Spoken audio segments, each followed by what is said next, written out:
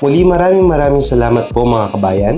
Sa mga kababayan po namin na nagtiwala sa GCDHR, sa mga kababayan na na-deployed namin noong mga nakaraang taon hanggang ngayon.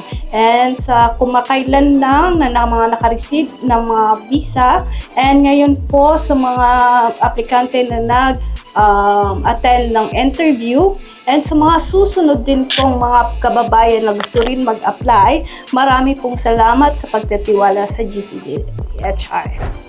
Sa ngayon, napakarami pong pagbabago para sa rules ng Europe sa kanilang vacancies. At dahil po doon, napakaraming ibang lahi po ang nahihirapang mag-apply. Pero dahil po sa patuloy na pagiging mabuting impluensya, mabuting komunidad ng mga Pilipino sa Europa, kami po ay nagpapasalamat rin dahil sa kanilang patuloy na pagiging mabuting halimbawa para sa ating mga Pilipino. Kaya hanggang ngayon, patuloy pa rin po silang hinahire ng mga Europang employers.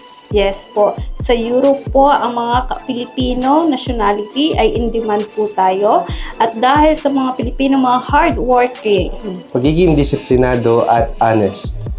Muli, maraming salamat po mga kabayan.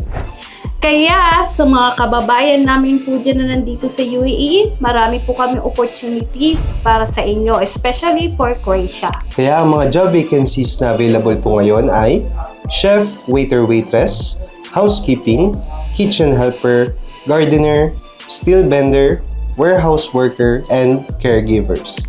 Company, magpo-provide po sila ng libreng tirahan at pagkain.